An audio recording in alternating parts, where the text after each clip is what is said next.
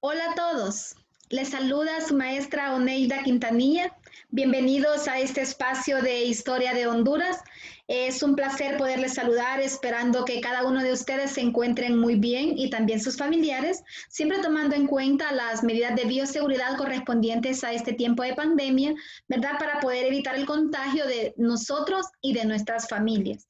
A continuación presentaremos un tema muy importante, un tema muy bonito, que abarca, ¿verdad?, lo que es la historia de nuestro país y vamos a hablar acerca de la economía colonial. Y para ello tenemos como estándar argumentar críticamente sobre el sentimiento de pertenencia e identidad del hondureño. Como conocimientos previos tenemos qué fue la economía colonial. Pues la economía colonial, ¿verdad?, fue una serie de actividades agrícolas, ganaderas y sobre todo la explotación del oro y de la plata. ¿En qué se basaba la economía colonial? Pues se basaba en la explotación de la fuerza indígena, ¿verdad? Y su principal fuente de riqueza era la tierra. Tenemos elementos esenciales de la economía colonial y en primer lugar tenemos una serie de centros mineros que se ubicaban en México y Perú y en menor escala en Honduras. También tenemos regiones agrícolas y ganaderas que estas eran adyacentes a los centros mineros, ¿verdad? Como centro de acopio de víveres a la gente que trabajaba en estos lugares. También un sistema comercial, ¿verdad? Para poder llevar y encauzar, ¿verdad?, el producto que extraían hacia la tierra España.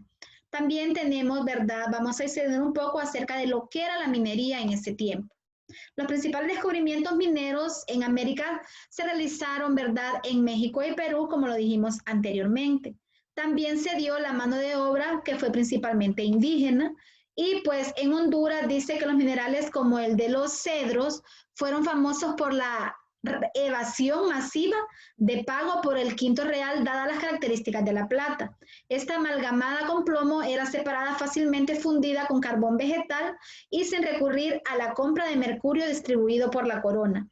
También tenemos lo que es la agricultura y en el siglo XVII la falta de capital circulante y la escasez de barcos que transportasen los metales preciosos, esto se dio, ¿verdad?, por la derrota de la Armada Invencible de España a manos de los ingleses, pues ellos dejaron lo que, ¿verdad?, lo que ellos hacían y se dedicaron, ¿verdad?, a los, a lo que era la hacienda y la cría de animales, ¿verdad? La cría de ganado, dice, y a los cultivos comestibles. Luego tenemos el modelo agrícola colonial, que se da, este problema de la tierra fue resuelto mediante la transformación de los territorios conquistados en propiedad de la corona.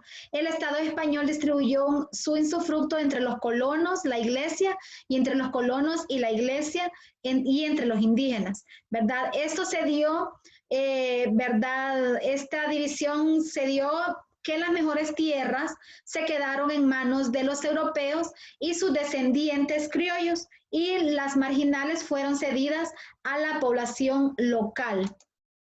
También los dos principales cultivos agrícolas que se daban en ese tiempo, ¿verdad?, fue el cacao y el añil, que a continuación vamos a ver las características de este producto de añil, que dice que este modelo técnico agrícola del añil, que todavía se conserva hoy en Centroamérica con otros cultivos, se caracteriza por lo siguiente. En primer lugar, la explotación de una mano de obra barata no calificada, ¿verdad?, la utilización extensiva y depredadora o agotadora de la tierra.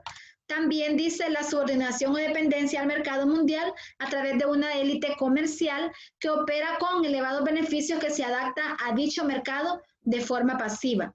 En la política agraria colonial tenemos la actual estructura concentradora de la propiedad agraria centroamericana. Se originó a partir de lo que se denomina los 5 principios de la política agraria colonial, que fueron principio del señorío, ¿verdad?, la tierra como aliciente, la tierra como fuente de ingresos para las cajas reales, que los pueblos de los indios tuvieran suficientes tierras porque si no, no calificaban, y bloqueo agrario a los mestizos.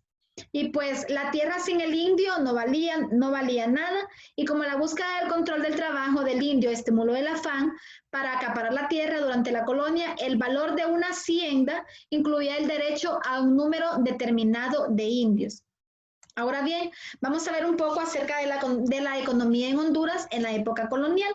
Y pues dice que el desarrollo económico en Honduras en este periodo presentaba algunas particularidades diferentes al resto de los otros países de Centroamérica. ¿Por qué?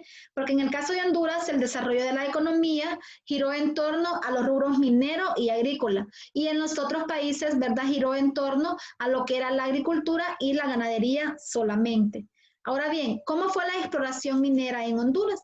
Pues constituyó una de las principales y más importantes actividades de la provincia de Honduras durante el periodo colonial, y el proceso de exploración minera pasó por varias etapas de desarrollo. En la primera etapa, ¿verdad?, pues la exploración minera se dio en lo que es el Caribe y en la región de Olancho. En este periodo se explotó el oro en los ríos que desembocan en el Caribe. Y en la segunda etapa, la exploración minera se dio, ¿verdad?, en Honduras después de la búsqueda de nuevas alternativas en la obtención de metales preciosos. Se descubrieron ricos depósitos de la plata en tierras altas centrales del país. A partir de la segunda mitad del siglo XVII, la importancia relativa de la minería hondureña declinó por las autoridades españolas, pues la guerra de Inglaterra orientó hacia la defensa de prioridades de la corona, particularmente el comercio por el Atlántico. ¿Qué pasó con esto?